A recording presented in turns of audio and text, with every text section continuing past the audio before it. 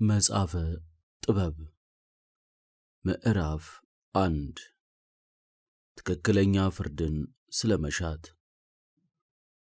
የምድር ገዢዎች ሆይ ጽድቅን ውደዷት፣ የእግዚአብሔርንም ኃይል በበጎ ዕውቀት አስቡት፣ በቅን ልቦናም ፈልጉት። በማይፈታተኑት ሰዎች ዘንድ እርሱ ይገኛልና፣ በማይክዱት ሰዎችም ዘንድ ይገለጣልና። ጠማማ ሐሳብ ከእግዚአብሔር ያርቃል፣ የተፈተነችም ኃይል አላዋቂዎችን ትዘልፋቸዋለች። በተተነኰለች ሰውነት ጥበብ አትገባምና፣ ለኃጢአት በተገዛ ሰውነትም አታድርምና። ተግሣጽን የሚገልጽ መንፈስ ቅዱስ ክፉውን ትምህርት ያርቃልና፣ ከሰነፎችም ልቦና ድል ነስቶ ይሄዳልና፣ በሚመጣም ጊዜ ክፉውን ይዘልፈዋል። ጥበብን የሚገልጽ መንፈስ ሰው ወዳጅ ነውና፣ በከንፈሩ የሚሳደበውንም አያነጻውም። እግዚአብሔር በኵላሊቶቹ ምስክር ነውና፣ ነዋሪ ጉበኛም ልቦናውን ይመረምረዋል፣ አንደበቱንም ይሰማዋል። የእግዚአብሔር መንፈስ ዓለሙን መልቶአልና፣ ዓለምንም ሁሉ የያዘው እርሱ ነገራቸውን ፈጽሞ ያውቃልና። ስለዚህ ከሚነገር ከዓመፃ ነገራቸው ምንም ከእርሱ አይሰወርም። ሥራውን በመግለጥ ፍርዱ አይተላለፍምና፣ ክፉዎችን በልቦናቸው ምክር ይመረምራቸዋልና፣ የነገራቸውንም ድምፅ ለበደላቸው ዘለፋ ሊሆንባቸው ወደ እግዚአብሔር ይደርሳልና። ስለ ቅንዓት ሥራውን ሁሉ የሚሰማ አይደለምና፣ የነጐድጓድም ድምፅ ከእርሱ አይሰወርም። ከማይረባ ነጐድጓድ ተጠበቁ፣ ከሐሜትም አንደበታችሁን ከልክሉ። በስውር የሚሆን ነገር በከንቱ አይወጣምና፣ የሚወጋና የሚዋሽ አፍ ሰውን ይገላልና። እግዚአብሔር ሞትን አልፈጠረም። በሕይወታችሁ ስሕተት ለሞት አትቅኑ፣ በእጃችሁም ሥራ ጥፋትን አታምጡ። እግዚአብሔር ሞትን አልፈጠረምና፣ የሕያዋንም ጥፋት ደስ አያሰኘውምና። ነዋሪ ይሆን ዘንድ ፍጥረቱን ፈጥሮአልና፣ የዓለም መፈጠርም ለድኅነት ነውና። በእነርሱም ዘንድ የጥፋት መርዝ አልነበረምና፣ ለሲኦልም በምድር ላይ ግዛት አልነበረውምና። ጽድቅ አትሞትምና። ክፉ ሰዎች ግን በእጃቸውና በቃላቸው ጠሩት፣ ባልንጀራም አስመሰሉት፣ በእርሱም ጠፉ። የእርሱ ወገን መሆን ይገባቸዋልና ከእርሱ ጋር ቃል ኪዳን አደረጉ። ምዕራፍ 2 ስለ ክፉ አሳብ። የቀና ነገርን ሳያስቡ ራሳቸው እንዲህ አሉ፣ ሕይወታችን ጥቂት ነው፣ የሚያሳዝንም ነው። ለሰውም ሞት መድኃኒት የለውም፣ ከመቃብርም የተመለሰ የታወቀ የለምና። እኛ በከንቱ ተፈጥረናልና፣ ከዚህም በኋላ እንዳልተፈጠርን እንሆናለን። በአፍንጫችን ያለ ትንፋሻችን እንደ ጢስ ነውና፣ በልቦናችንም እንቅስቃሴ የብልጭልጭታ ቃል አለና። ከሞተ በኋላ ሥጋችን ትቢያ ይሆናል፣ መንፈሳችንም እንደ ጉም ተኖ ይበተናል። ስማችንም በጊዜ ይዘነጋል፣ ሥራችንንም የሚያስበው ማንም የለም።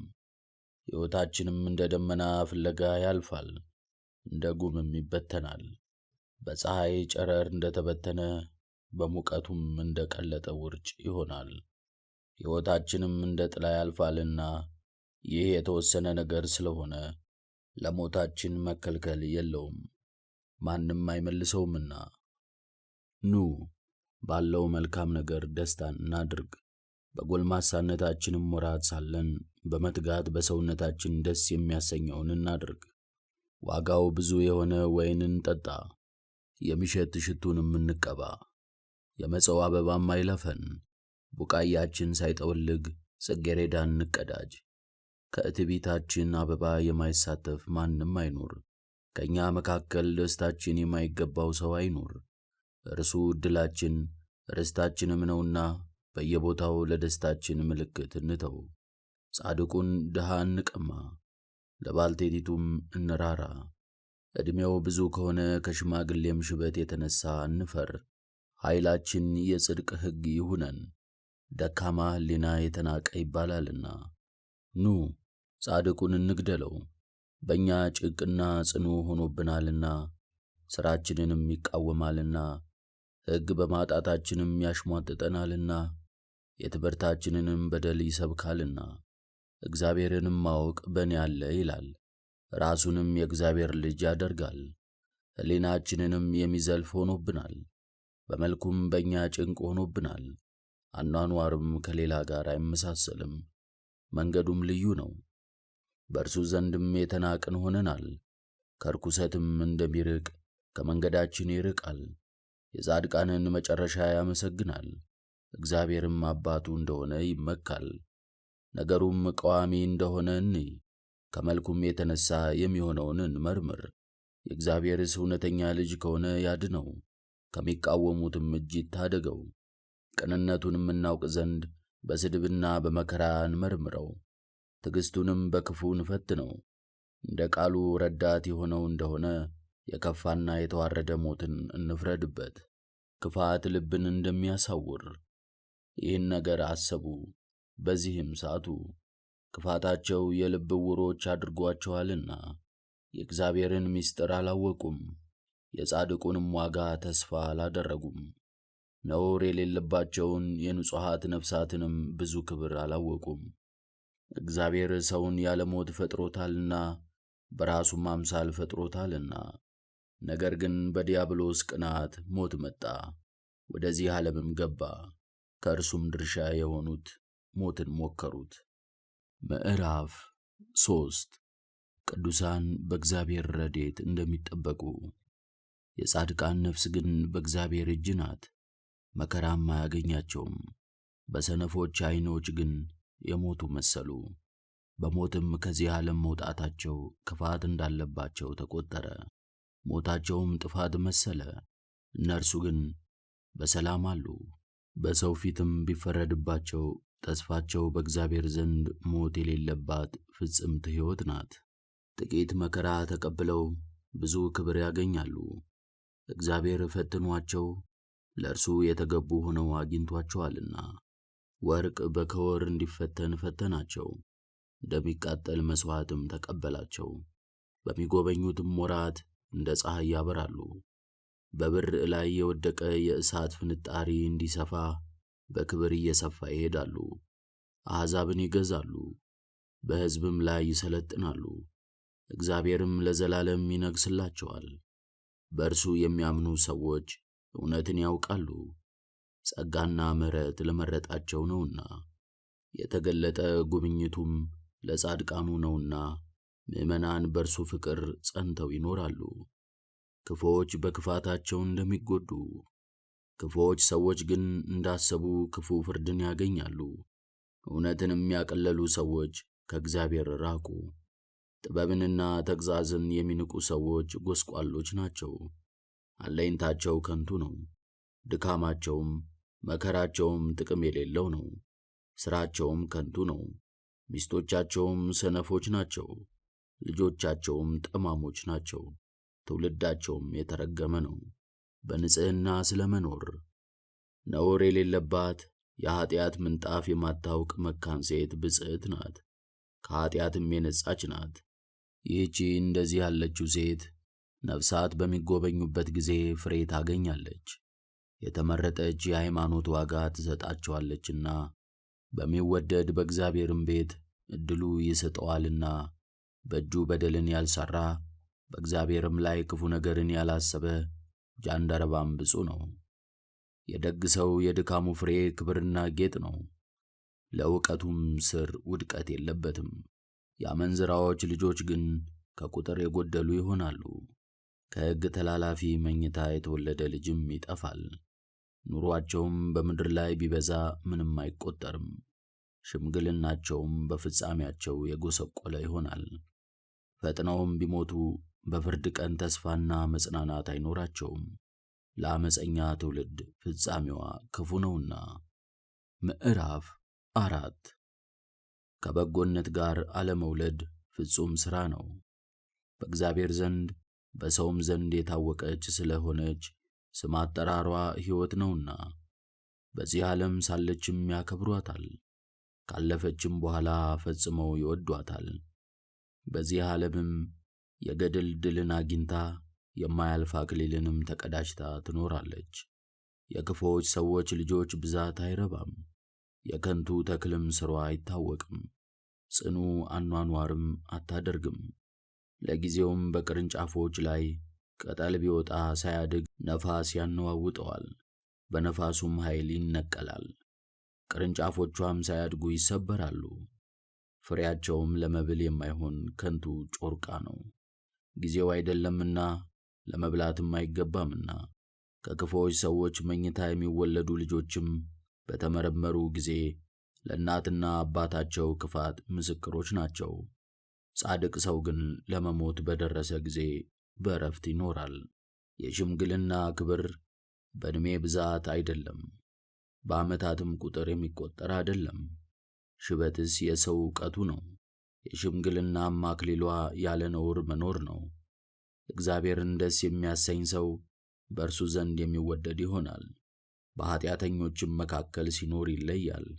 ክፋትም ዕውቀቱን ሳትለውጥበት፣ ይህም ባይሆን ሐሰት ሰውነቱን ሳታስትበት ተጠንቅቆ ይሄዳል። የክፋት ቅናት በጎ ሥራዎችን ያጠፋልና የፈቃድ እንዝህላልነትም የዋህ ልቦናን ይለውጣልና። በጥቂት ዘመንም ቢሞት ረዥም ዓመታትን ጨርሷል። ነፍሱ እግዚአብሔርን ደስ አሰኝተዋለችና፣ ስለዚህም ከክፉዎች መካከል ተለይቶ በችኮላ ሄደ። ልዩ የሆኑ ሰዎች ግን ይህንን አይተው ልብ አላደረጉትም፣ የዚህንም ትርጓሜ በልባቸው አላሳደሩትም። የእግዚአብሔር ጸጋው ለጻድቃኑ ነውና፣ የይቅርታው ጉብኝትም ለመረጣቸው ሰዎች ነውና። የቅዱሳን ድል አድራጊነትና የኃጥአን ፍርድ። ጻድቅ ሰው ከሞተ በኋላ በሕይወት ባሉ ክፉዎች ላይ ይፈርዳል። ጎልማሳ ሰውም ፈጥኖ በሚሞትበት ጊዜ የዓመፃ ሽምግልና ዕድሜያቸው በበዛ በክፉዎች ሰዎች ላይ ይፈርዳል። ጠቢብ የሆነ የጻድቁን ሞት አይተው እግዚአብሔር ስለ እርሱ ምን እንደመከረ ወደ እርሱም ለምን እንደሰበሰበው አያስተውሉምና እርሱንም አይተው በእርሱ ይጠቃቀሳሉ። እግዚአብሔር ግን በእነርሱ ይስቃል። ከዚህም በኋላ ለጎስቋላ ሞት ይሆናሉ፣ ለዘላለምም ሙታን ለሚሰደቡበት ስድብ ይሆናሉ። ይቆርጣቸዋልና ይሰነጥቃቸዋልምና ቃልም ሳይኖራቸው በፊታቸው የወደቁ ሆነው ይገኛሉ። ከመሠረታቸውም ያነዋውጣቸዋል።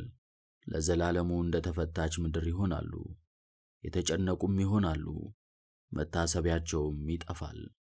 በፍርሃትም ሆነው በኃጢአታቸው ለመወቀስ ይቀርባሉ፣ ኃጢአታቸውም በፊታቸው ተገልጦ ይዘልፋቸዋል። ምዕራፍ 5 ያን ጊዜ ጻድቁ መከራ ባጸኑበትና ድካሙን በካዱ ነገሩንም በናቁ ሰዎች ፊት በብዙ መገለጥ ይቆማል። በግርማና በክፉ ማስፈራራት ሆኖ ባዩት ጊዜ ይታወካሉ። ድንቅ ስለሚሆን ደህንነቱም ይደነቃሉ። የተጸጸቱና በተጨነቀ መንፈስ እየጮኹ እርስ በርሳቸው ይናገራሉ፣ እንዲህም ይላሉ። ቀድሞ በእኛ በሰነፎች ዘንድ መሳቂያና ማሽሟጠጫ የሆነው ሥራውን ስንፍና ሞቱንም የተናቀ ያደረግንበት ይህ ነውን? እንዴት የእግዚአብሔር ልጅ ሆነ? ርስቱስ እንዴት ለቅዱሳን ሆነች? ስለዚህ ከቀና መንገድ ወጥተን ስተናል፣ የጽድቅ ብርሃንም አልተገለጠልንም፣ ፀሐይም አልወጣልንም። በደልና ጥፋትን በመንገዳችን ሞላን፣ በምድረ በዳም ሄድን፣ የእግዚአብሔርን መንገድ አላወቅንም። ትዕቢት ምን ጠቀመን? ከትዕቢት ጋር ያለ ባለጠግነትስ ምን አመጣልን? ይህ ሁሉ እንደ ጥላ ኃላፊ ነው፣ ፈጥኖም እንደሚሄድ ወሬ ነው። በባሕር ላይ እንደሚሄድ ውሃም በማዕበሉ እንደሚነጥቀው ያለፈበት ፍለጋው እንደማይገኝ በማዕበሉም መካከል አካሉ የሄደበት መንገድ እንደማይታወቅ መርከብ በአየር ላይ የሚበር ወፍ ሄደበት ፍለጋው እንደማይገኝ በበረረ ጊዜ ቀላሉን አየር እየከፈለ ፈጥኖ ይሄዳልና ክንፉንም እያርገበገበ ፈጥኖ ይበራልና ከሄደም በኋላ በነፋሱ ውስጥ ያለፈበት ምልክቱ እንደማይገኝ ይህም ባይሆን የተወረወረ ፍላጻ ሰንጥቆት ያለፈው አየር ተመልሶ እንደሚገጥም በአየር ውስጥ የሄደበትም እንደማይታወቅ እኛም እንዲሁ ነን። በተወለድን ጊዜ ጠፋን፣ በክፋታችን ጠፋን እንጂ በጎ ምልክትን እናይስ ዘንድ አልተገባንም። የክፉዎች ሰዎች ተስፋቸው ነፋስ እንደሚበትነው ትቢያ፣ በነፋስ ቀልጦ እንደሚጠፋ ረቂቅ ውርጭ፣ በነፋስም ተበትኖ እንደሚጠፋ ጢስ፣ አንድ ቀንም አድሮ እንደሚሄድ መጻተኛ ስም አጠራር ነው። ጻድቃን የሚያገኙት ዋጋ። ጻድቃን ግን ለዘላለም ይኖራሉ። ዋጋቸውም በእግዚአብሔር ዘንድ የጸና ነው፣ ጥበቃቸውም በልዑል ዘንድ ነው። ስለዚህም የክብር መንግሥትንና ጌጥ ያለው አክሊልን ከእግዚአብሔር እጅ ይቀበላሉ። በቀኙ ይሰውራቸዋልና በክንዱም ይረዳቸዋልና። ፍጹም የሆነ የቅንዓቱን ጦር መሣሪያ ይይዛል። ጠላቶቹንም ለመበቀል ፍጥረቱን የጦር መሣሪያ ያደርጋታል። የጽድቅ ጥሩሩንም ይለብሳል። ማድላት የሌለበት የፍርድ ራስ ቁሩንም ይቀዳጃል። የማይሸነፍ የእውነት ጋሻንም ይይዛል። መዓቱንም እንደሚቆርጥ ሰይፍ ይስላል። ዓለምም ከእርሱ ጋር ሆኖ አላዋቂዎችን ይዋጋል። ፈጥኖ ያገኛቸው ዘንድ በአሳቾች ሰዎች ላይ የመብረቆቹ ድል ነጎድ በቀጥታ ይሄድባቸዋል። መልካም ሆኖ ከተገተረ ቀስት እንደሚወረወር ፍላጻ ከደመናዎች ውስጥ ወደ ዓላማቸው ይወረወራሉ። ከመዓቱ ድል ነጎድ ድንጋያም ፈጥኖ በረዶን ያወርዳል። የባሕሩም ውሃ በእነርሱ ላይ ይበሳጭባቸዋል። ፈሳሾችም ይነዋወጣሉ፣ ፈጥነውም ይከቧቸዋል። ኃይል ያለው ነፋስም ይቃወማቸዋል፣ እንደ ነፋስም ያደርቃቸዋል። ኃጢአት ምድሩን ሁሉ ታጠፋለችና ክፉም መሥራት የኃያሉን ዙፋን ይገለብጣልና ይበትናቸዋል። ምዕራፍ 6 የገዢዎች ኃላፊነት። ነገሥታት ሆይ ስሙ አስተውሉም። የምድር ዳርቻንም የምትገዙ መኳንንት ሆይ እወቁ። ብዙ ምድርን የምትገዙ በሰራዊትም ብዛት የምትታበዩ ስሙ። እግዚአብሔር ኃይልን ሰጥቷችኋልና ግዛታችሁም ከልዑል ዘንድ ነው። ምግባራችሁንም የሚመረምር እርሱ ነው፣ ምክራችሁንም ይመረምራል። እናንተ የመንግሥቱ መልእክተኞች ስትሆኑ የቀና ፍርድን እንዴት አትፈርዱም? ሕጉንስ እንዴት አልጠበቃችሁም? በእግዚአብሔርስ መንገድ እንዴት አልሄዳችሁም? ፈጥኖ የሚቃወማችሁ ድንጋጼን በላያችሁ ያመጣል፣ ቁርጥ ፍርድ በመኳንንት ላይ ይሆናልና። ለተዋረደው ድሃ ግን ከቸርነት ሥራ የተነሣ ይቀልለታል። ኃይለኞች ሰዎች ግን በጽኑ ምርመራ ይመረመራሉ።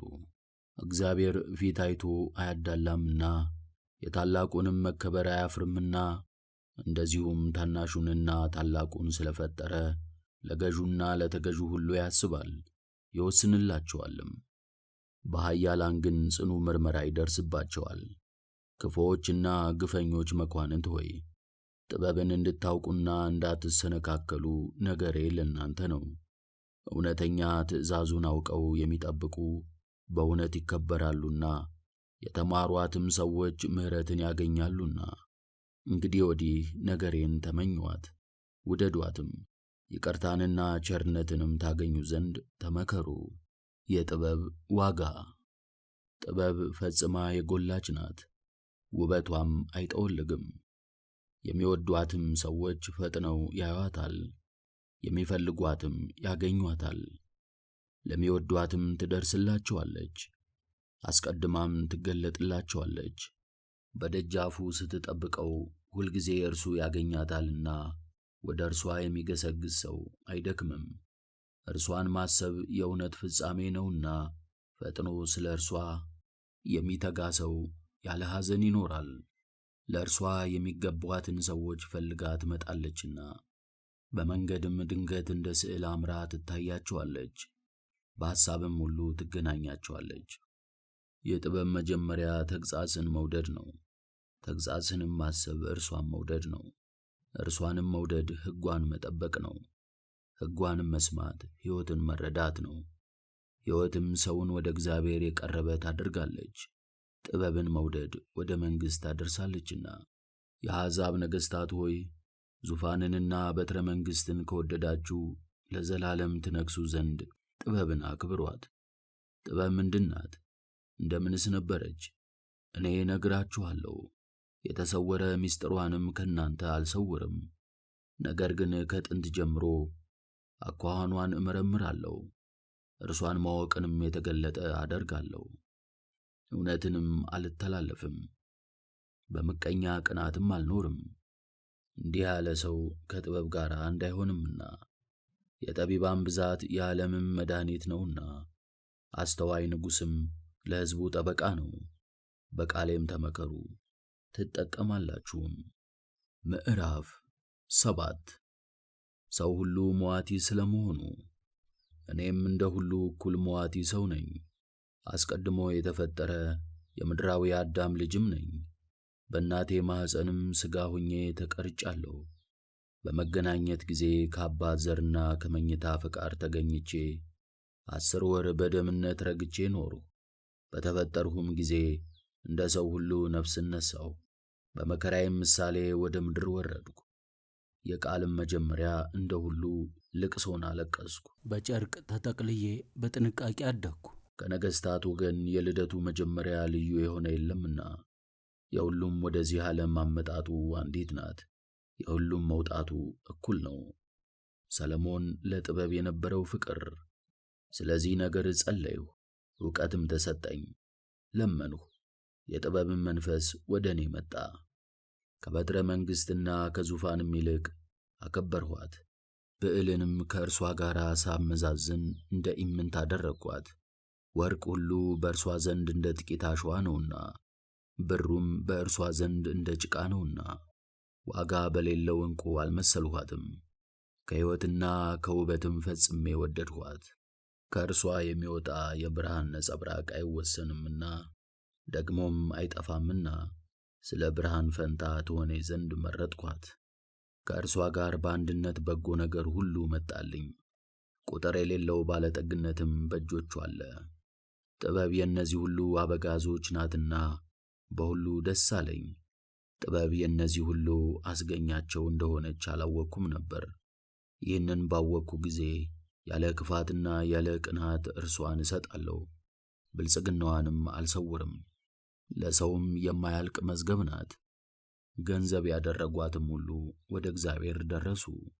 ሀብትን የምትገልጽ የምክር ሥራ ስለሆነችም ተወዳጇት። ለእኔም እግዚአብሔር የሚወደውን ነገር እናገር ዘንድ ለሚሰጠውም ሰው የሚገባውን አስብ ዘንድ ጥበብን ሰጠኝ። ወደ ጥበብ የሚመራ ጠቢባንንም ቅን የሚያደርግ እርሱ ነውና። እኛ ሁላችን በእጁ ነንና፣ ነገራችንም ሁሉ ሥራችንንም ማወቅና መረዳት በእጁ ነውና፣ ያለ ሐሰት ነዋሪ የሚሆን የእውቀት ነገርን ሰጠኝ። ዓለም ጸንቶ የሚኖርባትን ሥርዓት፣ የፀሐይን የጨረቃንና የከዋክብትንም ሥራ አውቅ ዘንድ የዘመኑን መጀመሪያውንና መጨረሻውን፣ መካከሉንም፣ የቀኑን መመላለስ፣ የጊዜውንም መለዋወጥ፣ የዘመናትን ዑደት፣ የከዋክብትንም አኗኗር፣ የእንስሳትንም ጠባይ፣ የአራዊትንም ቁጣ፣ የነፋሳትንም ኃይል፣ የሰውንም ሐሳብ፣ ዛፎችንም ለይቶ ማወቅ፣ የሥሮችንም ተግባር ኃይል አውቅ ዘንድ ሰጠኝ። የሥራው ሁሉ አስገኝ እርሱ ጥበብን አስተምሮኛልና የተገለጸውንና የተሰወረውን ሁሉ አወቅሁ።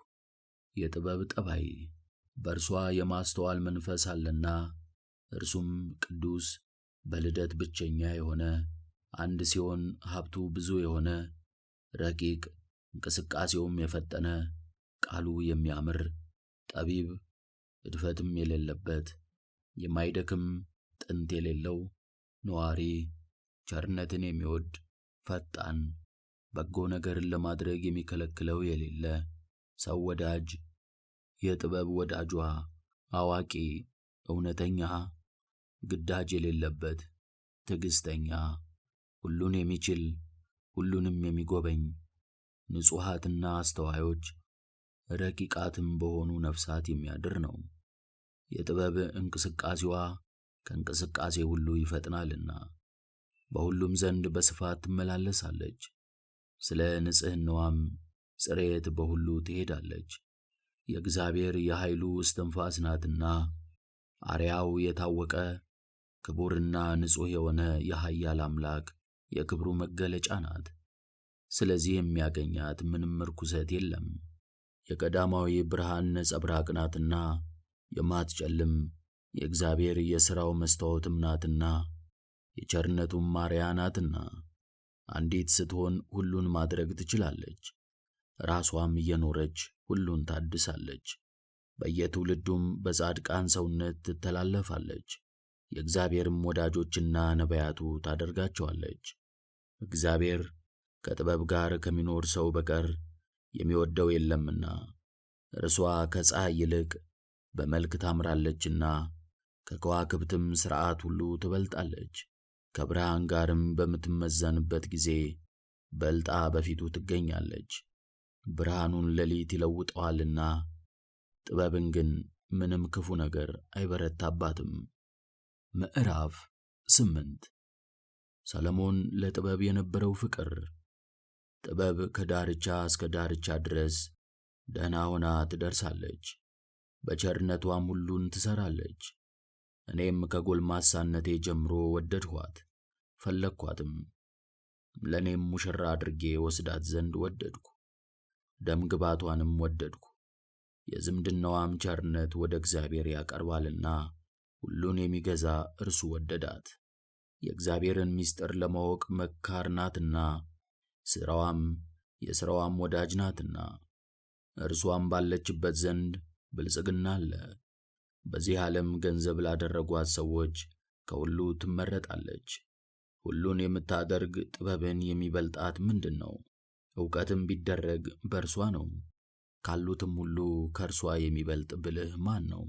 እውነትን የወደደ ሰውም ቢኖር በእርሷ ነው። ድካሟ ያማረ ነውና ንጽሕናና ጥበብን፣ እውነትንና ብርታትን፣ ትሩፋትንና ደግነትንም ታስተምራለች። በዓለሙ ውስጥም በሰው ሕይወት ከእርሷ የሚሻልና የሚጠቅም ምንም የለም። ብዙ ዕውቀትንና ደግነትን ያወቀ ሰው ቢኖር በእርሷ ነው። የቀደመውንና የሚመጣውንም ሥራ ያወቀ ሰው ቢኖር በእርሷ ነው። የነገር መልስንና ፈጥኖ መተርጎምን ቢያውቅ በእርሷ ነው። ተአምራትንና ድንቆችን የጊዜያትንና የዓመታትንም መለዋወጥ አስቀድሞ ቢያውቅ በእርሷ ነው። እኔም ለበጎ ነገር የምትመክርና የምትገስጽ ሐዘንንና ትካዛን የምታስተው እንደምትሆን አውቄ ከእኔ ጋር እንድትኖር እይዛት ዘንድ ወደድኩ። በእርሷም ምክንያት እኔ ጎልማሳው በብዙዎች ዘንድ ምስጋናን በሽማግሌዎችም ዘንድ ክብርን አገኘው። ለመፍረድ ሐሳብ ፈጣን ሆንሁ፣ በኃያላኑም ፊት ተደነቅሁ። ዝም ስልም ታግሰው ይጠብቁኝ ነበር፣ ስናገርም ያዳምጡኝ ነበር። መናገርም ባበዛ አፋቸውን በእጃቸው ይይዙ ነበር። በእርሷም ምክንያት አለመሞትን አገኘው። ከእኔም በኋላ ለሚመጡ ሰዎች ለዘላለም መታሰቢያን ተውሁ። ሕዝቡን እሠራራ ነበር፣ አሕዛብም ይገዙልኝ ነበር። የሚያስደነግጡ የምድር መኳንንትም ሰምተው ይፈሩኝ ነበር። በሸንጎ ደግ ሆኜ በጠብም ጊዜ ብርቱ ሆኜ እታይ ነበር። ከእርሷ ጋር መኖር መራራነት የለበትምና ከደስታና ከሐሴትም በቀር ድካምና ሐዘን አይቀርብምና ወደ ቤቴ በገባው ጊዜ በእርሷ አርፋለሁ። ይህንንም በራሴ ሳስብ ኖርሁ። ከኀጢአትም መንጻት እንደማይቻለኝ አውቄ በልቦናዬ በእርሷ ተጋለሁ። የጥበብ ዝምድናዋ ሕያውነት ነውና በፍቅሯም መልካም ደስታ አለ። በእጇ ሥራም የማያልቅ ብልጽግና አለ። በነገሯ ውስጥ የእውቀት ትምህርት አለ። ከእርሷም ጋር አንድ በመሆን የሚያስመካ ነገር አለ። ለራሴም ወስዳት ዘንድ እየፈለግኳት ሀገሩን ዞርሁ። እኔ አዋቂ ልጅ ነኝ፣ ሰውነቴም በጎ ሆነችልኝ። ደግ ነኝና ወደ ንጹሕ ሥጋዋ ገባሁ። እግዚአብሔር እርሷን ካልሰጠኝ በቀር እንደማላገኛት ባወቅሁ ጊዜ ይህ ምክር ከጥበብ ሆነ። የማን ስጦታም እንደሆነች አውቅ ዘንድ ወደ እግዚአብሔር ጸለይሁ፣ ለመንሁትም። ምዕራፍ 9 ሰሎሞን ጥበብን ለማግኘት የጸለየው ጸሎት። በፍጹም ልቤም እንዲህ አልሁ፣ የአባቶች አምላክ የምሕረት ጌታ፣ በቃልህ ዓለምን ሁሉ የፈጠርህ፣ በጥበብህም ሰውን ባንተ የተፈጠረውን ፍጥረት እንዲገዛ ዓለሙንም በቸርነትና በጽድቅ እንዲሠራራ በቅን ልቦናም እንዲፈርድ ያደረግከው በዙፋንህ የምትቀመጥ ጥበብን ስጠኝ። ከባሮችህም ለይተህ አትናቀኝ። እኔ ባሪያህና የሴት ባሪያ ልጅ፣ ኃይሌ የደከመ ሰው፣ ዘመኔም ያነሰ፣ ሕግንና ፍርድንም ለማወቅ አነስተኛ ነኝና። ከሰው ልጆችም ፍጹም የሆነ ሰው ቢኖር በአንተ ዘንድም የምትገኝ ጥበብ ከእርሱ ብትርቅ እርሱ እንደ ኢምንት በሆነ ነበር። አንተ ለሕዝብህ ንጉሥ፣ ለወንዶች ልጆችህና ለሴቶች ልጆችህም ገዢ አድርገህ መረጥከኝ። በቅዱስ ተራራህ ላይ ቤተ መቅደስ በማረፊያህም ሀገር ከጥንት ጀምሮ ባዘጋጀኸው በቅድስና ማደሪያ አምሳል መሠዊያ እንዲሠራ አዘዝህ። ሥራህንም የምታውቅ ጥበብ ካንተ ጋር ነበረች፣ ዓለምንም በፈጠርክ ጊዜ ነበረች። በፊትህ ደስ የሚያሰኝህም ምን እንደሆነ ለትእዛዝህም የቀናው ምን እንደሆነ ትረዳ ነበር። ተነስታ ትመጣ ዘንድ ከከበሩ ሰማዮች ከጌትነትህ ዙፋን ወደ እኔ ላካት። ከእኔም ጋር ትኖርና ትደክም ዘንድ ደስ የሚያሰኝህም ምን እንደሆነ አውቅ ዘንድ ላካት። አንተ የምታውቀውን ሥራ ሁሉ ታውቃለችና ንጹሕ አድርጋ ወደ ሥራዎች ሁሉ ትምራኝ፣ በኃይሏም ትጠብቀኝ። ሥራዬ ሁሉ የተወደደ ይሁን፣ ወገኖችህንም በእውነት ልግዛ፣ ለአባቶች ዙፋኖችም የተዘጋጀሁ ልሁን። የእግዚአብሔርን ምክር የሚያውቅ ሰው ማን ነው? እግዚአብሔር የሚወደውንስ አስቦ የሚያውቅ ማን ነው? የሟቾች ሐሳባቸው ፍራሽ ነውና የእኛም ሐሳብ ጐስቋጻ ነውና። የሚፈርስ ሥጋ ነፍስን ያሸንፋታልና ይከብዳታልምና፣ ምድራዊ ማደሪያም ልብን ይሸፍናልና። በብዙ ትጋትና ግዳጅ በጭንቅም ብንመረምር በምድር የሚሠራውን ሥራ እናገኛለን። በእጃችን የምንዳስሰውንም ሥራ በድካም እናገኛለን። በሰማይ ያለውን ግን ማን መረመረው? አንተ ጥበብን የሰጠኸው ቅዱስ መንፈስህንም ወደ እርሱ ከላይ የላክለት ሰው ካልሆነ በቀር ምክርህን ማን አወቀ? ስለዚህ በዚህ ዓለም ያሉ ሰዎች መንገዳቸው ቀናላቸው፣ ደስ የሚያሰኝህንም ነገር ሰዎች አወቁ፣ በጥበብም ዳኑ። ምዕራፍ 10 ጥበብ ሰውን እንደምትጠብቅ። ይህች አስቀድሞ የተፈጠረ የዓለምን አባት ጠበቀች፣ ብቻውንም ከተፈጠረ በኋላ እንዳደራ ጠበቀችው። ከራሱ በደልም አዳነችው፣ ሁሉንም ይገዛና ይይዝ ዘንድ ኃይልን ሰጠችው። በደለኛና ግፈኛ ሰውም በቁጣው ከእርሷ በራቀ ጊዜ ወንድሞቻቸውን ከሚገሉ ሰዎች ጋር በመዓት ጠፋ። ዳግመኛም ምድር በማየ አይሃ በጠፋች ጊዜ ጥበብ ጻድቁን አዳነችው፣ በተናቀ እንጨት ዕቃም አሻገረችው። አሕዛብ ወደ ተለያየ ጥፋትና ጥመት ተጨልጠው በሄዱ ጊዜ ጻድቁን አመለከተችው፣ ያለ በደልና ያለ ነውር ለእግዚአብሔር ጠበቀችው፣ በቸርነትም የጸና ልጁን ጠበቀች። ይህች ከሚጠፉ ዝንጎች ሰዎች ለይታ ጻድቁን ልጅ አዳነች። በአምስቱ ከተሞችም ላይ እሳት በወረደች ጊዜ በመሸሽ አዳነችው። ለክፋታቸው ምስክር ልትሆን እስከ ዛሬ ድረስ ምድረ በዳ ሆና እየጤሰች አለች።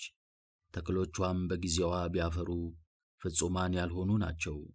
ያላመነች ሰውነትም መታሰቢያ ሆኖ የሚታይ የጨው ድንጋይ ሆና ቆማለች። እነዚህ ጥበብን የተላለፉ ናቸውና ደግ ነገርን ባለማወቅ የደረሰባቸውን መዓት በማወቅ እንደነዚያ የጠፉ ብቻ አይደለም፣ ነገር ግን የበደሉትን በደል መሰወር እንዳልተቻላቸው መጠን ለስንፍናቸው መታሰቢያ በዚህ ዓለም ተው። ጥበብስ የሚያገለግሏትን ሰዎች ከድካምና ከመከራ አዳነች።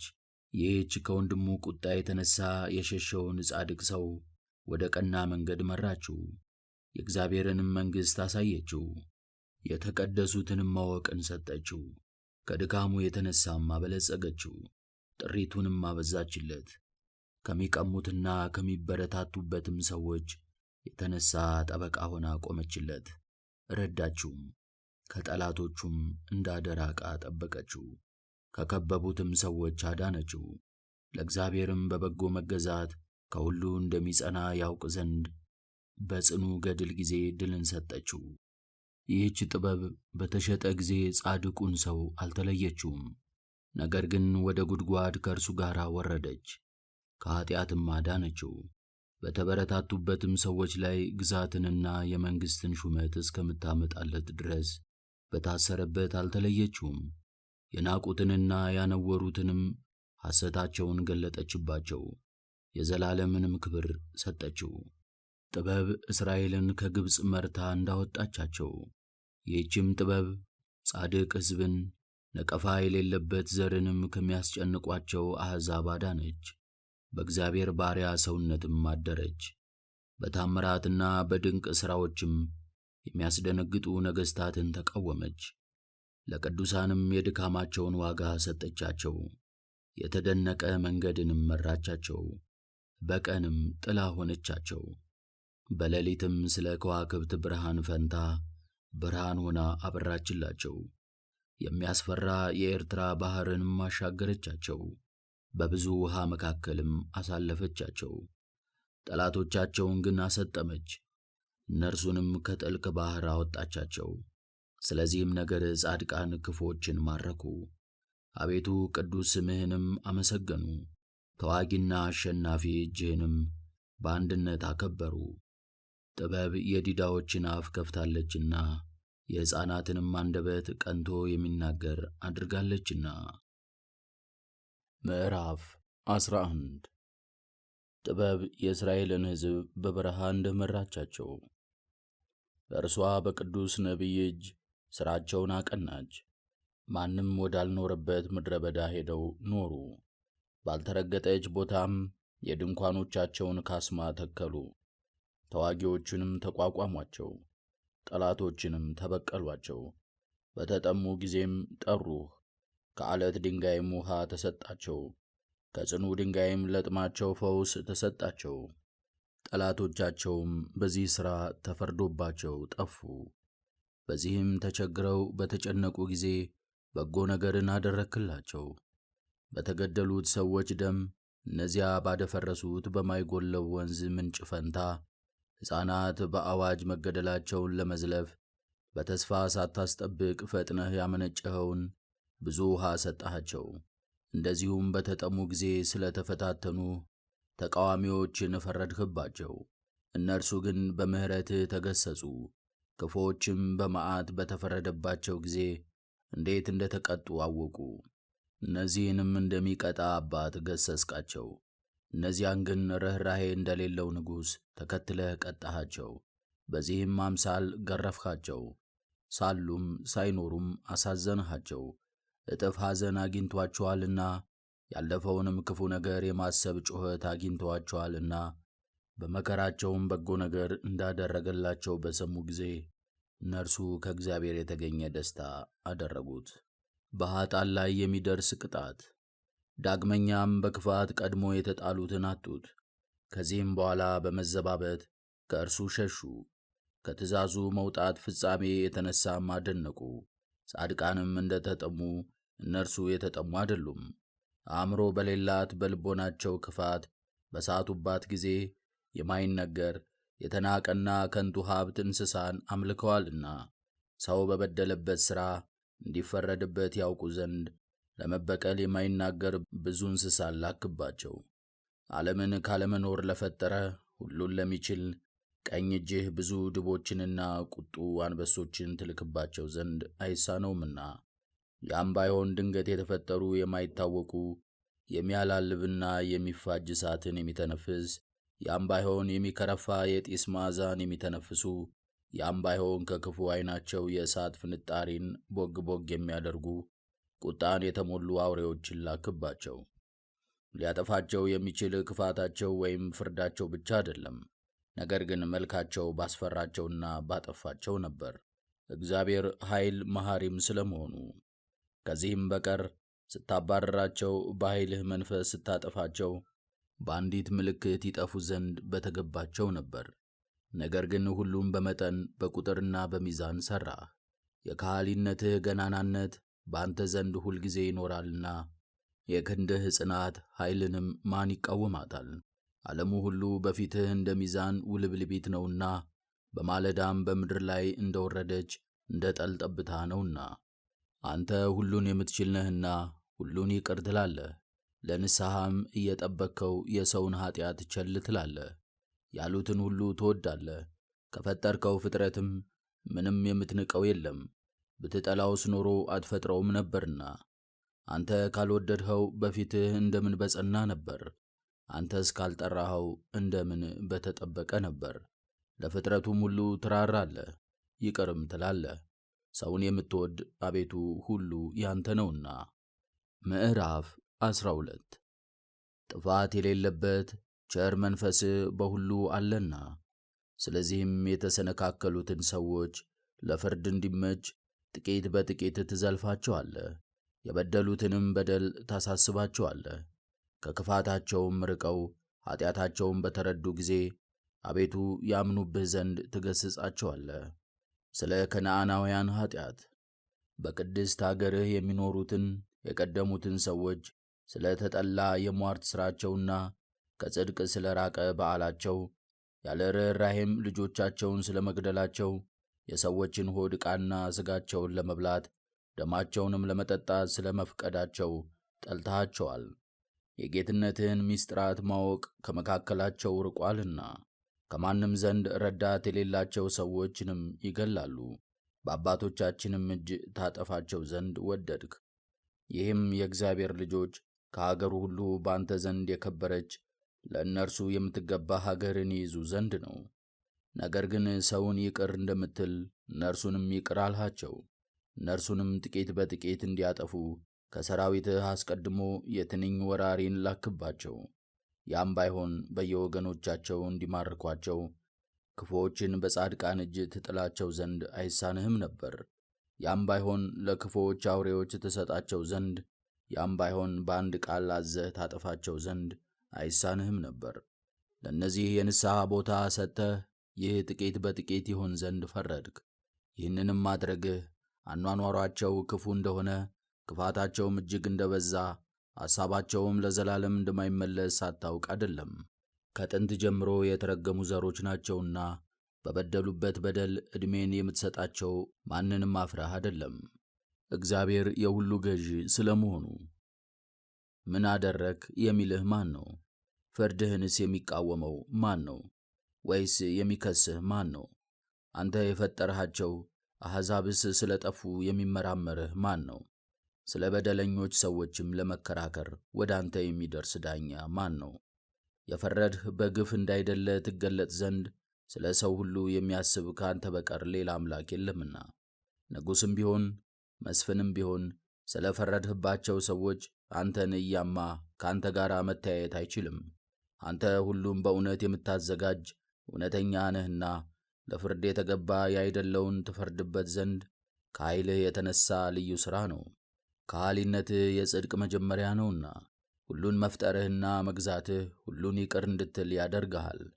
የከኃሊነትህንም ፍጻሜ በማያምን ኃይልህን ገልጠሃልና የማያምኑትን መደፋፈራቸውን ትዘልፋለህ። አንተ ኃያል መኮንን ስትሆን በቅንነት ትፈርዳለህ። መቼም ቢሆን ከወደድህ ከኃሊነት በአንተ ዘንድ አለና በብዙ ቸርነት ታኖራለህ። እንዲህ ባለ ሥራም ጻድቅ ሰው ሩሩህና ሰው ወዳጅ መሆን ይገባው ዘንድ ወገኖችህን አስተማርህ፣ ለልጆችህም በጎ ተስፋን አደረግህ። አንተ ለበደለኛ ንስሐን ትሰጣለህና ለሞት የሚገቡ እነዚህ የልጆችህ ጠላቶች ባሉበት ዘንድም በእንዲህ ያለ ትዕግሥት ፈረድህ። ከክፉም ይድኑባት ዘንድ ዘመንንና መንገድን ሰጠሃቸው። ለበጎ ተስፋ መሐላንና ቃል ኪዳንን ለሰጠሃቸው ለልጆችህ ምን ያህል ተጠንቅቀህ ትፈርድላቸው ይሆን? ስለዚህም በፈረድክባቸው ጊዜ ቸርነትህን እናስብ ዘንድ እኛን እየመከርህ ጠላቶቻችንን በብዙ ፍርድ ብዙ ጊዜ ትቀጣቸዋለህ። በፈረድህብንም ጊዜ ይቅርታህን ተስፋ እናደርጋለን። ስለ ግብፃውያን ቅጣት። በዚህ ግን በስንፍናና በኀጢአት የኖሩ በደለኞች ሰዎችን ቀጣህ፣ በየራሳቸውም ኀጢአት ፈረድህባቸው። በጠላቶቻቸው ዘንድ ያሉ የተዋረዱ ከብቶችን አማልክት እያሉ ብዙ ዘመን በስህተት ጎዳና ተጎድተዋልና ዕውቀት እንደሌላቸው ልጆችም ሐሰትን ተናገሩ። ስለዚህም ምክንያት እንደሌላቸው ሕፃናት ስለሆኑ እንደ ዋዛቸው መጠን ፍርድን በእነርሱ ላይ አመጣህ። በቁጣው ተግሣጽ ካልተመለሱ የጻድቅ እግዚአብሔር የፍርዱን እንጀራ ይቅመሱ። እነርሱ ባገኛቸው መከራ አንጎራጉረዋልና ቸልም ብለዋልና አማልክት እንደሆኑ ባሰቧቸው በእነዚህ በጣዖታቱ በተፈረደባቸው ጊዜ ቀድሞ የካዱትን ያውቁታል፣ ጻድቅ አምላክ እንደሆነም ያውቁታል። ስለዚህም ፍጹም የፍርድ ቅጣት ደረሰባቸው። ምዕራፍ 13 የጣዖት አምልኮ ከንቱነት። እግዚአብሔርን የማወቅ ጉድለት በልቦናቸው ያለባቸው ሰዎች ሁሉ በእውነት ከንቱ ናቸውና በሚታዩ መልካም ነገሮች ያለውን ያውቁ ዘንድ ተሳናቸው። ሥራውንም እያዩ ሰሪውን አላወቁትም። ነገር ግን እሳትንና ፈጥኖ የሚነፍሰውን ነፋስ ወይም የከዋክብትን ዙረት ወይም የውሃውን ሞገድ ወይም የሰማይ ብርሃናትን ዓለሙን የሚያስተዳድሩ አማልክት አስመሰሏቸው። በመልካቸው ውበት ደስ ባላቸው ጊዜ እነዚህን ፍጥረታት አማልክት ካደረጓቸው ውበትን የፈጠረ እርሱ ይህንን ፍጥረት ፈጥሯልና የእነዚህ ጌታ ፈጽሞ እንደሚበልጥ ይወቁ። ከኃይላቸውና ከሥራቸው የተነሣ ከተደነቁስ የፈጠራቸው እርሱ ፈጽሞ ኃያል እንደሆነ ያስተውሉ። ፍጡራን የፍጥረታትን ውበት ታላቅነት አይተው የፍጥረታትን ፈጣሪ በእርሱ መስለውታል። ነገር ግን ከዚህ ጋር ዳግመኛ አምላክን እየፈለጉት ያገኙትም ዘንድ እየወደዱ ቢሳሳቱ በእነርሱ ላይ የሚኖረው ነቀፋ ጥቂት አይደለም። ወደ ሥራው ተመልሰው በፈለጉት ነበርና እነርሱ ግን በማየት አበቁ፣ የሚታዩት መልካሞች ናቸውና። ዳግመኛም ምክንያታቸው ብዙ ነው። ዓለምን መረዳት እስከሚገባቸው ድረስ ይመለከቱ ዘንድ ይህንን ያህል ከተቻላቸው የእነዚህን ጌታ ፈጥነው ያገኙት ዘንድ እንዴት አልቻሉም? ከወርቅና ከብር በጥበብ የተሠሩ የሰው እጅ ሥራዎችን፣ የእንስሳ ምሳሌን ወይም የማይጠቅም የጥንት የእጅ ሥራ ድንጋይን አማልክት ብለው የሚጠሩ እነዚህ ጎስቋሎች ናቸውና ተስፋቸውም በሞቱ ነገሮች ላይ ነው። የሚታየውንና የሚወዛወዘውን እንጨት የሚጠርብ ጠራቢ ቢኖር መልካም ሆኖ የበቀለውን እንጨት ይቆርጣል። ቅርፊቱን ሁሉ በጥበብ ይጠርባል፣ መልካም አድርጎም ይሠራዋል። ለኑሮ አገልግሎትም የሚጠቅም ዕቃ አድርጎ ይሠራዋል። ምግቡንም ለማዘጋጀት የሠራውን ጠረባ ከፈጸመ በኋላ ይጠግባል። ዳግመኛም ለምንም ከማይጠቅም እንጨት የተረፈ ጉማጁን፣ ጎጣሙንና ጫፉን ሁሉ የጠመመውን እንጨት ወስዶ ሥራውን በማስተንተን ይጠርበዋል። ከዚህም በኋላ በቦዘነበት ቀን በሰው መልክ መስሎ ይቀርጸዋል፣ ወይም ከንቱ በሚሆን በእንስሳ ምስል ይሠራዋል። በቀይ ቀለምም ይቀባዋል። በጣቱም ቀለም አግብቶ ቀይ ያደርገዋል። ያለበትንም ጉድለት ይሞላል። ለእርሱም የሚገባ የውቅር ቤት ይሠራል፣ በሠራለት ቦታም ያኖረዋል። ከግድግዳውም አስጠግቶ በብረት ይቸነክረዋል። ምስል ነውና የሚረዳውንም ይፈልጋልና ራሱን መረዳት እንደማይችል አውቆ እንዳይወድቅበት ይጠነቀቃል። ከዚህም በኋላ ስለ ገንዘቡና ስለ ሚስቱ ስለ ልጆቹም ወደ እርሱ ይለምናል። ነፍስ ከሌለው ከጣዖቱ ጋርም ሲነጋገር አያፍርም። ስለ ፈውስ ወደ በሽተኛው ይለምናል፣ ስለ ሕይወትም መዋቲውን ይለምናል። ስለ እርዳታም መርዳት ወደማይችለው ደካማ ይማልዳል። ስለ መንገድም ነገር ይንቀሳቀስ ዘንድ ወደማይችለውና አንዲት እርምጃንም ወደማይራመደው ይለምናል። ስለ ብልጽግናና ስለ ሥራም፣ ስለ ማግኘትም፣ የእጅ ሥራም ስለ ማቅናት እጆቹ ምንም ወደማይሠሩ ይለምናል። ኃይልንና ሥራ ማፍጠንንም ይሰጠው ዘንድ ምንም ኃይል ከሌለው ከእርሱ ይፈልጋል። ምዕራፍ 14 የጣዖት ከንቱነት። ዳግመኛም ሰው በክፉ የባሕር ማዕበል መካከል ይሄድ ዘንድ ወዶ በመርከብ ላይ በወጣ ጊዜ ከምትሸከመው ከመርከቢቱ ከሚዋረደውና ከሚደክመው እንጨት ይለምናል። ያንን ጣዖት ትርፍ በመውደድ ሠርቶታልና ብልህም በብልሃቱ ሠርቶታልና። አብ ሆይ ያንተ አመራር ግን ሁሉን ትሠራራለች። በባሕር ውስጥ መንገድን በሞገድ መካከል ጽኑ መተላለፊያን ሰጥተሃልና ወደ መርከብ በማውጣት ዳግመኛም ያለ ጥበብ ሰውን በባሕር ላይ በማሳለፍ በእውነት ሁሉም ማዳን እንደሚቻል ታሳይ ዘንድ የጥበብህ ሥራው ስንፍና እንዳይሆን ትወዳለህ። ስለዚህ ሰዎች ሰውነታቸውን በተናቀና በተዋረደ እንጨት ተማምነው በታላቅና በታናሽ መርከብ በሞገዱ መካከል ተሻግረው ይድናሉ። ቀድሞም ትዕቢተኞች ረአይት በጠፉ ጊዜ የዓለም ተስፋ በመርከብ ተጭኖና ተጠግቶ ዳነ፣ በእጅህም ተመርቶ የሰውን ዘር ለዓለም አተረፈ። ይህ መርከብ ጽድቅ ይሠራበት ዘንድ ተባርኳልና። በእጅ የተሠራው ግን የሚጠፋ ሲሆን አምላክ ስለተባለ የተረገመ ነው። የሠራውም ይህንም በመሥራቱ ርጉም ነው፣ በእግዚአብሔር ዘንድ ክፉና ክፋቱ በትክክል ተጠልተዋልና። የተሠራው ሥራ ከሠሪው ጋር ይፈረድበታልና። ስለዚህም በአሕዛብ ጣዖታት ምርመራ ይደረጋል። ፍጥረታትን ለማጥፋት ስለ ሰዎችም ነፍሳት መሰናክል፣ ለአላዋቂዎች ሰዎች እግሮችም ወጥመድ ሆኖ ተሠርተዋልና። ጣዖትን ማምለክ የዝሙት መጀመሪያ ስለመሆኑ የዝሙት መጀመሪያዋ ጣዖትን የመሥራት ሐሳብ ነውና እርሱንም ማግኘት የሕይወት ጥፋት ነው። ከጥንት ጀምሮ አልነበረምና ለዘላለሙም አይኖርምና ተነጥቀው የመሄዳቸውን ፍጻሜ የሚያፋጥን ስለሆነ በከንቱ ሰው ምክንያት ጣዖት ወደዚህ ዓለም ገባ። ከዚህም በኋላ ጣዖት መሥራትን አሰቡ። ልጁ ሕፃን ሳለ ፈጥኖ በሞት ስለተነጠቀ አባቱ ለአንዱ ልጁ ይጨነቅና ያለቅስ ነበርና ቀድሞ ለሞተው ለልጁ ምስል ሠራለት። ዛሬ ግን እንደ አምላክ አድርገው አከበሩት። ለኀጢአት የተገዙ ሰዎችም በስውር በዓል አደረጉለት፣ የምስጢር መሥዋዕትንም ሰውለት። ከዚህ በኋላ በዘመን መራቅ የበደልና የዝንጋኤ ልማድ ሥርዓት ሆኖ ተያዘ። እንደ ሕግም አድርገው ጠበቁት። በክፉዎች መኳንንት ትእዛዝም ጣዖታትን አመለኳቸው። በሩቅ ስለሚኖሩ ፊት ለፊት ሊያከብሯቸው የማይቻላቸውን ሰዎች ቅርጹ በሩቅ ያለ መልካቸውን ቀረጹ። በእነርሱ ዘንድ ክቡር ለሚሆን ለንጉሡም ግልጥ የሆነ ምስል ሠሩለት። የሌለውንም እንዳለ አድርገው በትጋት ይለምናሉ። ስህተታቸውንም ያላወቁ ሰዎች በአምልኮታቸው ጸኑ። የጥበበኛውንም ክብር ወደ ጣዖት አምልኮ መለሱ። ዳግመኛ ገዢውን ንጉሥ አድልቶ ደስ ያሰኘው ዘንድ የሚወድ አለ። ባማረና በተሻለ ሁኔታ ምስሉን ለመሥራት ተራቋልና በሥራውም መልክ ማማር ደስ ስላላቸው ብዙ ሰዎች በዚህ ተሳቡ። ከጥቂት ቀን አስቀድመው በትንሽ ክብር የነበረ ሰውንም ዛሬ እንደ አምላክ አደረጉት። በችግር ወይም በግድ ሰው ሁሉ ተገዝቶአልና ይህ ለሰው መሰናክልን ሆነ። ከእነርሱ ጋር አንድነት የሌለውን የፈጣሪን ስም ለሚጠቀሙባቸው ለድንጋይና እንጨት አድርገውታልና። የአምልኮ ጣዖት ውጤት። ዳግመኛም እግዚአብሔርን ካለማወቃቸው የተነሣ ስህተታቸው አልበቃቸውም። ነገር ግን በታላቅ ሰልፍ ሳሉ በስንፍናቸው ይኖራሉ። ይህን ያህል ክፉ የሆነውን ታላቅ አደረጉ። ሰላም ብለውም ጠሩት። ልጆቻቸውን የሚሰዉ አሉና የተሰወረ ምስጢርንም ያደርጋሉ። በልዩ ሥርዓትም እየተቅበዘበዙ ያስባሉ። ሕጋቸውንና ጋብቻቸውን አልጠበቁም። ነገር ግን ባልንጀራ ባልንጀራውን ይገለዋል፣ ያም ባይሆን ያባብለዋል፣ በሽተኛ የሚያደርገው ዘንድ ተስፋ ይሰጠዋል።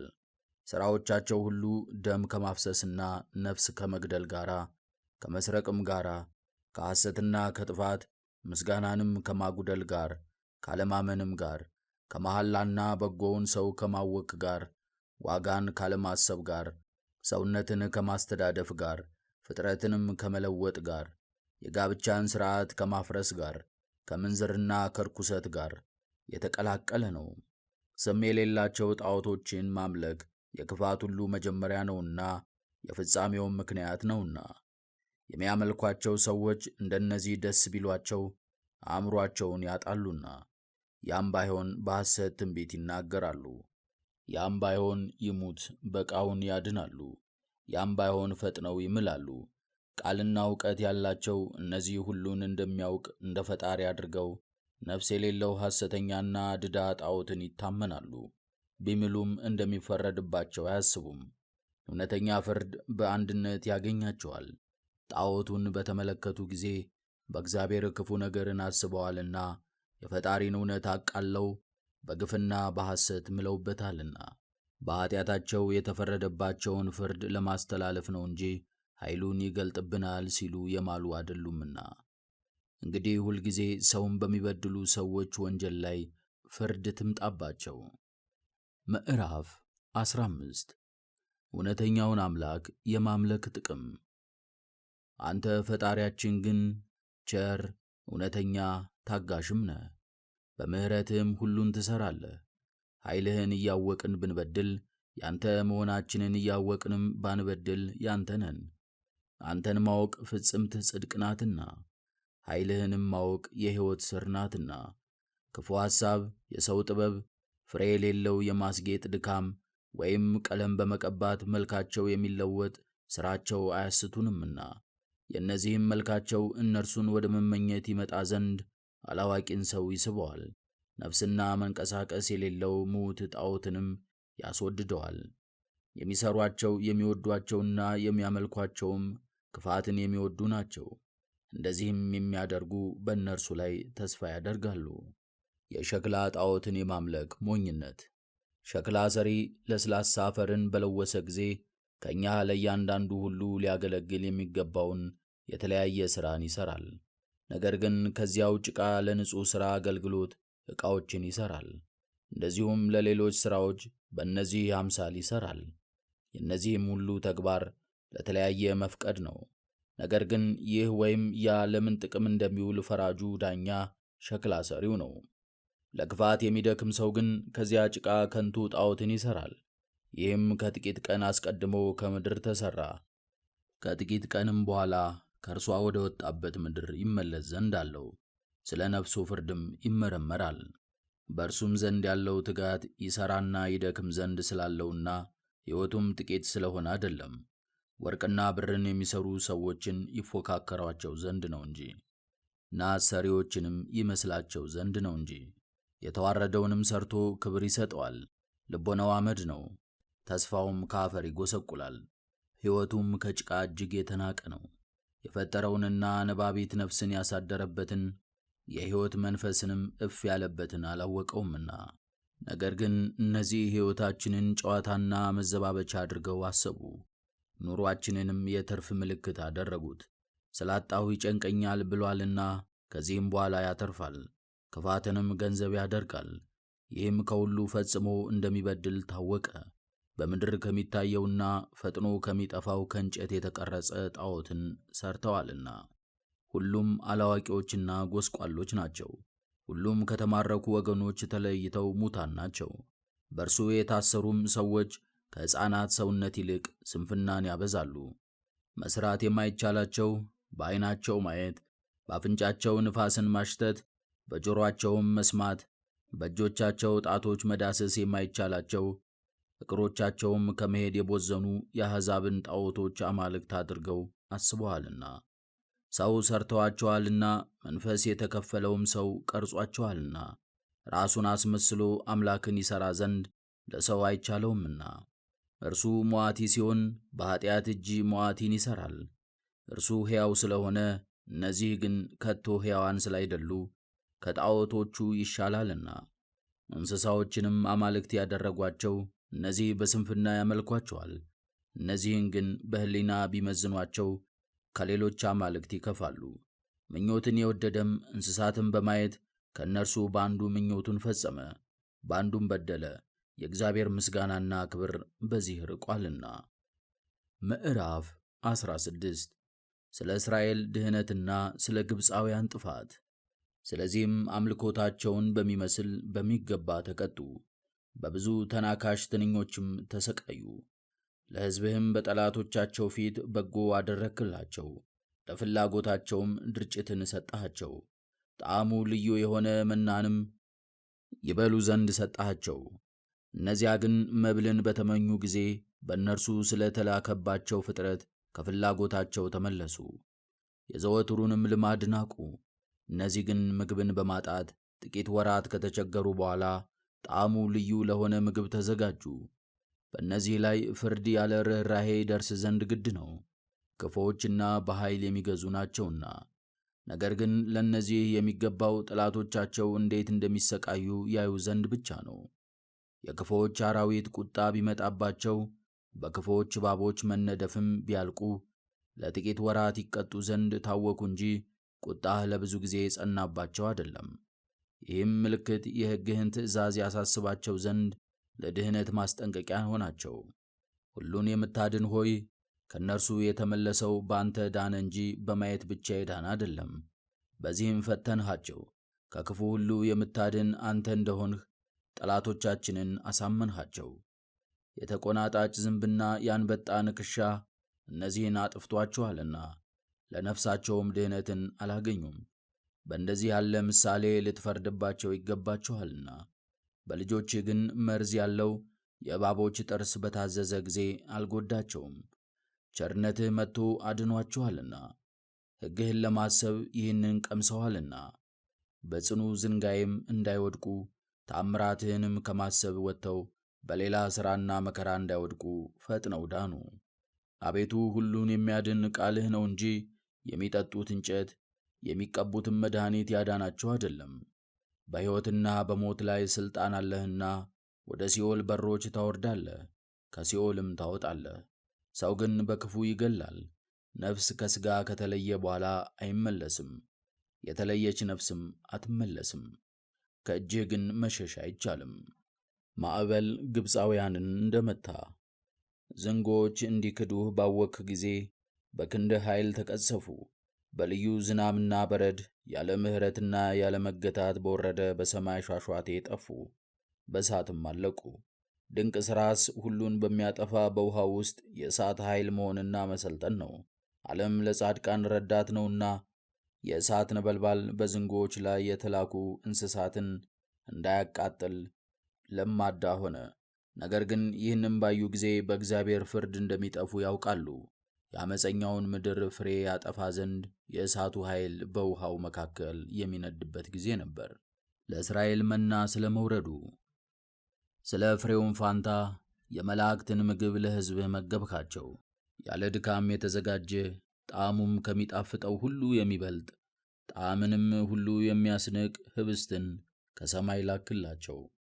የሰማያዊው መልክህ አርያ የሚሆን መና ለልጅህ የፍቅርህን ጣዕም ገለጠ። ከእርሱም ለሚበላ ጣዕሙ ይዘዋወር ነበር። ከምግቦችም ይልቅ ያሰበውንና የወደደውን ፍላጎቱን ለመፈጸም ያገለግለው ነበር። በርድና ውርጭ ከእሳት ጋር ጸንተው ቆሙ። እሳቲቱ በበረዱ መካከል እየነደደች በዝናቦችም መካከል ቦግ ቦግ እያለች የጠላቶችን አዝመራ ፍሬ እንዳጠፋች ያውቁ ዘንድ አልቀለጡም። ጻድቃንም ዳግመኛ ይህንን በተመገቡ ጊዜ የራሳቸውን ምግብ ኃይል ይረሳሉ። ፈጣሪ ሆይ ፍጥረቱ ሁሉ ላንተ ያገለግላልና በአመፀኞች ላይ የሚላክ ፍርድን ታመጣለህ። በአንተ ወደሚታመኑም ይደርስ ዘንድ ደስታን ትሰጣለህ። ስለዚህም ያን ጊዜ ስጦታህ ነበረች፣ ወደ ሥራውም ሁሉ ትለዋወጥ ነበር። በለመኑትና በወደዱትም ምግብ ሁሉ ታገለግል ነበር። አቤቱ በአንተ ያመኑ ሰዎችን ቃልህ ይጠብቃቸዋል እንጂ ሰው የሚመገበው የተለያየ የዘር ፍሬ እንዳይደለ የወደድሃቸው ልጆችህ ያውቁ ዘንድ ነው። እሳት የማያጠፋው መና በጥቂት የፀሐይ ሙቀት ሞቁ ቀልጧልና በፀሐይ መውጫ በኩል አንተን እናመሰግን ዘንድ ወደ አንተም እንለምን ዘንድ ፀሐይ ወደ እኛ እንዲመጣ ይፈልጋልና ይህ ይታወቅ ዘንድ ነው። ለማያመሰግን አለኝታው እንደ ክረምት ውርጭ ይቀልጣልና እንደማይረባ ርኩስ ውሃም ይፈሳልና። ምዕራፍ 17 በግብፃውያን ላይ ፍርሃት በሌሊት እንደወደቀባቸው። ፍርድህ ታላቅ ነው፣ ለመናገርም ድንቅ ነው። ስለዚህም የፈጣሪ ትምህርት የሌላቸው ሰውነቶች ሳቱ። ኀጣን ቅዱስ ሕዝብን በያዙ ጊዜ በተበረታቱባቸውም ጊዜ ኃያላንም በረዥም የሌሊት ጨለማ በታሰሩ ጊዜ ያን ጊዜ በቤታቸው ጣራ ስር ተጋዙ። ከዘላለማዊ አገልግሎት ሥርዓትም ሸሽተው ተገኙ። የበደሉትንም አስበው በውስጡ ብርሃን በሌለበት ቤት ውስጥ ከዝንጋይ መጋረጃ በታች ተሰወሩ። እጅግም እየተደነቁ በድንጋጤ ቀለጡ፣ በምትሃትም ታወቁ። የያዛቸው አመንዝራ ከድንጋጤ ይጠብቃቸው ዘንድ አልቻለም። ነገሩ ስቅጥጥ የሚያደርግ የታላቅ ቃል ድምፅም ያውካቸው ጀመር። የክፉ ምትሃት መልክም ፊቱ ያዘነውን ሁሉ አጠፋ። የእሳቱም ብርሃን አንዲት ሰዓት እንኳ ያበራ ዘንድ አልቻለም። የብርሃኗ ከዋክብት ብርሃንም ለዚያች ለምታስፈራዋ ሌሊት ጨለማ ያበራ ዘንድ አልቻለም። ነገር ግን ከዚህ ከሚታየው መልክ ይልቅ ግርማው ፍጹም የሆነ ከማይታዩትም መልኮች ይልቅ የከፋ ብቸኛ እሳት ድንገት ታየች።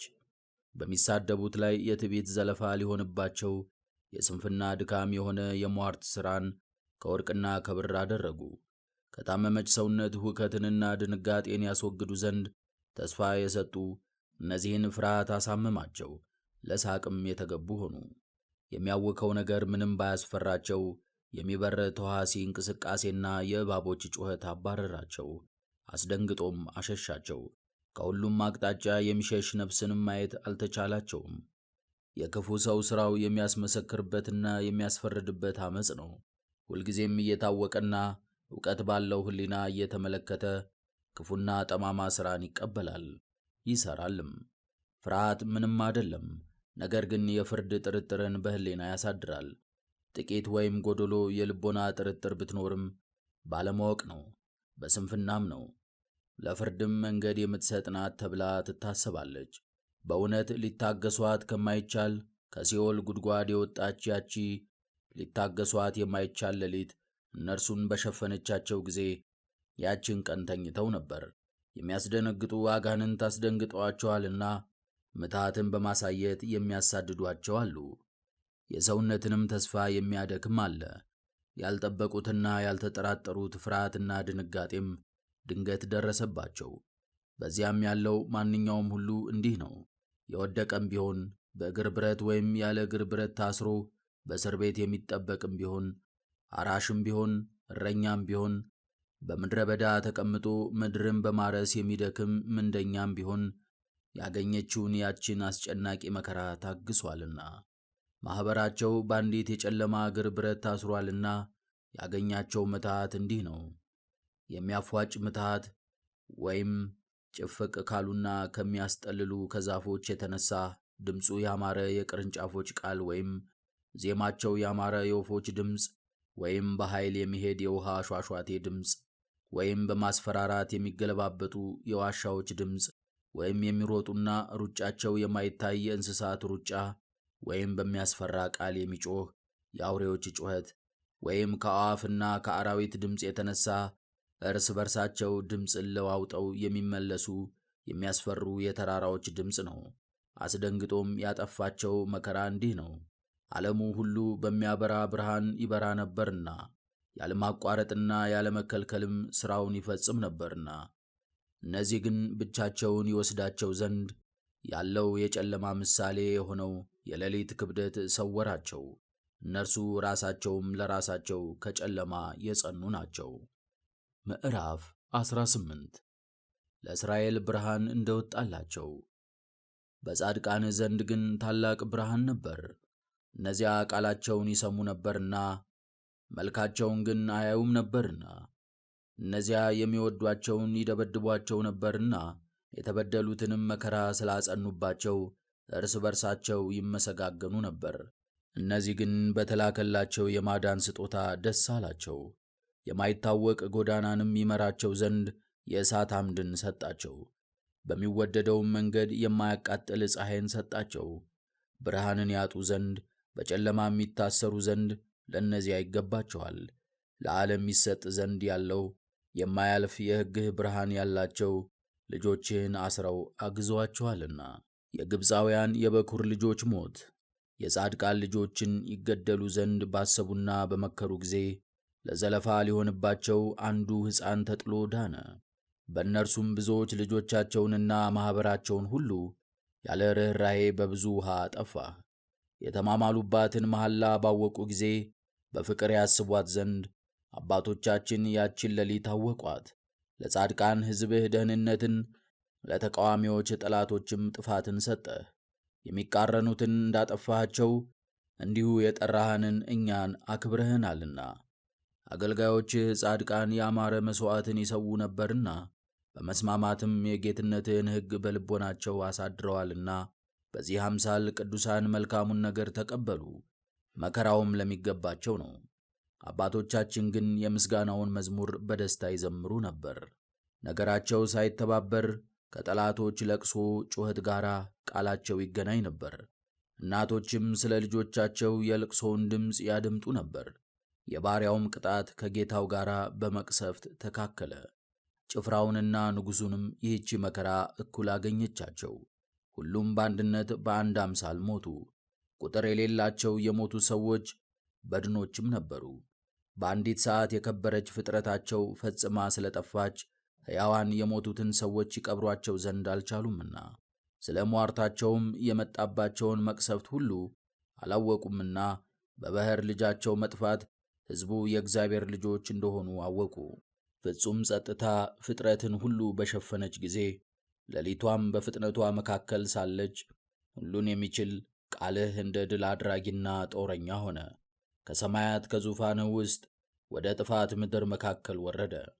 አድሎ የሌለባት ትእዛዝህንም እንደ ተሳለ ሰይፍ ታጥቆ በመካከላቸውም ቆሞ አውራጃዎቻቸውን ሁሉ በሞት ሞላ።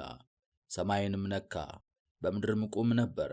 ያን ጊዜም በአስፈሪዎች ሕልሞች ምትሃት አወካቸው። ያላሰቧት ድንጋጤም በላያቸው ሰለጠነችባቸው። ከእነርሱም እኩሌታው የሞተ ሆኖ በሌላ ቦታ የሚወድቅ ነበረ። የሚሞቱባትንም ምክንያት ገለጠላቸው። ክፉ ነገር ስለምን እንደሚያገኛቸውና እንደሚያጠፋቸውም ባለማወቅ እንዳይሆኑ ያወኳቸው ሕልሞች አስቀድመው ይህንን ነግረዋቸዋልና። በእስራኤል ላይ ስለታዘዘው መቅሰፍት አሮን እንደጸለየ ከጻድቃንም አስቀድሞ ለሞት የሚያበቃ መከራ ያገኛቸው አሉ። በምድረ በዳም መቅሰፍት ሆነ፣ ከእነርሱም ብዙዎችን አጠፋ። ነገር ግን መቅሰፍቱ ብዙ ዘመን አልዘገየም። ነውር የሌለበት ሰው ጸሎት የሚጸልይበትን ዕጣንም የሚያጥንበትን የአገልግሎት መሣሪያ ልብስ መትከፍን ይዞ ፈጥኖ ተዋግቶአልና ኃጢአታቸውን ለማቃለል ባለሟልነትን አገኘ። መዓቱን ተቃወመ፣ መቅሰፍቱንም ጸጥ አደረገ። በዚህም ያንተ መልእክተኛ እንደሆነ ራሱን አስታወቀ፣ አጥፊዎችንም አሸነፈ። በሥጋዊ ኃይል ወይም በጦር መሣሪያ አይደለም፣ ነገር ግን የአባቶችን መሐላና ቃል ኪዳናቸውን በማሰብ ቀጻፊውን በቃልህ አስወገደ።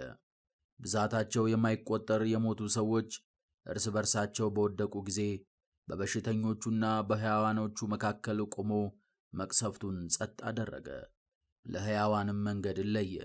የዓለሙ ክህነት ሁሉ በልብሱ ጫፍ ላይ ነበርና ባሕሪ በሚባሉ ዕንቁዎች 4 ዙሪያዎች የተቀረጸው የአበውም ክብር በጫንቃው ላይ ነበርና ያንተም ልዕልና በራሱ አክሊል ላይ ነበርና በዚህም የሚያጠፉ ቸነፈሮች ራቁ። እነዚህ ሥራዎችም አስፈሯቸው፣ ነገር ግን መቅሰፍቱ ብቻ በበቃ ነበር። ምዕራፍ 19 ግብፃውያን በኤርትራ ባሕር እንደሰጠሙ። በዝንጎች ላይ ግን ያለ ርኅራኄ ፈጽማ እስክትጨርሳቸው ድረስ መዓትህ ጸናች። የሚደረግ ሥራቸውን አስቀድመው አውቀዋልና እነዚያ ከመሄድ መልሰዋቸዋልና ዳግመኛም በብዙ ችኮላ ሰዶአቸዋልና በተጸጸቱም ጊዜ በሩጫ ገሰገሱ። በፊታቸው ማዕበል አለ ብለው ተከተሏቸው። ገና በለቅሶ ሳሉ በመቃብሮቻቸውም ላይ ሲጮኹ ልዩ የስንፍና አሳብ ስቧቸዋልና ከእነርሱ የሄዱ ዘንድ ማልደው ያስወጧቸው እንደ ኮበለሉ ሰዎች ይከተሏቸው ዘንድ በሩጫ ገሰገሱ። የተገቧት የመከራ መጨረሻ ወደዚህ ሥራ ሳበቻቸው፣ ዝንጋይም አሳታቸው። የጎደለውንም ፍርድ በፍርዶች ቁጥር ይፈጽሙና ይሞሉ ዘንድ ያገኛቸውን መከራ አላሰቡም። ወገኖቼ ግን ድንቅ መንገድን ሄዱ፣ እነዚያም ክፉ ሞትን አገኙ። እግዚአብሔር እስራኤልን እንደ ጠበቃቸውና እንዳዳናቸው ፍጥረት ሁላ ከወገኖቿ ጋር በእነርሱ ላይ ተለወጠች። ዳግመኛ ልጆችህ ያለ ክፋት በደህና ይጠበቁባት ዘንድ የታዘዘችበትን ትእዛዝ እያገለገለች ተለወጠች። ደመና ሰፈሩን ጋረደች፣ ውሃዋም ከቀድሞዋ ይልቅ የረጋች ሆና ታየች። የደረቀችውም ምድር የለመለመች መስክ ሆና ታየች። በኤርትራ ባሕር መካከልም መሰናክል የሌለው መንገድ ታየ። በከበረች እጅህና ከፍ ባለች ክንድህ ተጋርደው ወገኖችህ ሁሉ ባለፉበት ኃይለኛ ማዕበል መካከልም የለመለመ መስክ ታየ። ድንቅ ሥራህንም ባዩ ጊዜ ይህችን እጅህን አመሰገኑ። አቤቱ ያዳንሃቸው እነርሱ አንተን እያመሰገኑ እንደ ፈረሶች ተሰማሩ፣ እንደ ወይፈኖችም ዘለሉ። በባዕድ አገር በእንግድነት በነበሩ ጊዜ ያደረጉትን ሁሉ አስበዋልና ምድራቸው እንስሳትን በማስገኘት ፋንታ ተቆናጣጭ ዝንብን እንዴት አወጣች! ባሕርስ በብዙ ውሃ ውስጥ በነበረው ዓሣ ፋንታ ጓጉንቸርን እንዴት አስገኘች! ከዚህም በኋላ መናውን በመገብኻቸው ጊዜ አዲስ የአዕዋፍ ፍጥረትን አዩ። የተድላና የደስታ ምግብን በተመኙና በለመኑ ጊዜም ብዙ ፍላጎታቸውን ለማርካት ከባሕር ውስጥ ብዙ ድርጭት ወጣላቸው። ከመብረቆች ያልራቀች ቀድሞ በተአምር በተደረገው የመቅሰፍት ኃይል የምትመስል መቅሰፍት በኃጥአን ላይ መጣች። እነርሱ እንደ ክፋታቸው ሚዛን በእውነት ተፈርዶባቸዋልና። እንግዶችን ስለመቀበል እጅግ የተጠላ ጠባይን ወደዋልና እነዚህ የማያውቋቸው በደረሱ ጊዜ አልተቀበሏቸውም። እነዚያ ግን መልካም እያደረጉ ሲጠቅሟቸው በእነርሱ ዘንድ በእንግድነት የኖሩትን አስጨንቀው ገዟቸው። በዚህም ብቻ አይደለም፣ ነገር ግን ለሥራቸው መጎብኛና መመርመሪያ ይሆን ዘንድ በእነርሱ ዘንድ እንግዳ የሆኑትን በጭንቅ ይቀበሏቸው ነበርና። እነዚህ ግን በዓል በማድረግ የተቀበሏቸውንና ከእነርሱ የአንድ ሕግ ተካፋዮች ያደረጓቸውን ጻድቃን በጭንቅ መከራ አጸኑባቸው። ስለዚህ በጻድቃን ደጃፍ እንደተሰበሰቡ እንደነዚያ ሰዎች ብርሃንን በማጣት ተቀጡ። ድንገት በጥልቅ ጨለማ ተግዘዋልና ከእነርሱም እያንዳንዱ የቤቱን የደጃፉን መግቢያ መንገድ ይፈልግ ነበር። ብርሃናት ከባሕሪያቸው ተለውጠውባቸው ነበርና የዜማውን ነገር በማወቅ የበገናው ስም እንደሚለወጥ የቀናም ሆኖ በዜማው ጸንቶ እንደሚኖር በየወገናቸው የተፈጠሩትን በማየት ፈጽሞ የሚሰፈር ሥራም እንዲሁ ነው። የእግዚአብሔር ተአምራዊ ኃይል በደረቅ ኃይሉ ፍጥረቶች ወደ ውሃ ተመልሰዋልና በውሃ የሚንቀሳቀሱና የሚዋኙ ፍጥረታትም ኑሯቸው ወደ የብስ ተመልሷልና። እሳቱም በውሃው ውስጥ ፈጽሞ በረታ፣ ውሃውም የባሕሪውን ተፈጥሮ ሰወረ። ፈጥኖ የሚጠፋ የእሳቱም ነበልባል ሥራው ባይደለ በመካከላቸው ወዲያና ወዲህ እያለና እየተመላለሰ የከብቶችን ሥጋ አላቃጠለም። የማይጠፋ የፍጥረታት ወገን እሳትም ፈጥኖ የሚቀልጥ ውርጭን አላቀለጠውም። አቤቱ በሥራው ሁሉ የወገኖችህን ክብር ፈጽመህ አብዝተሃልና በሁሉም አክብረሃቸዋልና ወደ እኛም በመጣው ነገር ሁሉ ቸርነትህን አላራክብንም። እኛንም በየጊዜው ቸል አላልህንም። በየቦታውም ሁሉ በዚያ አንተ ትኖራለህ።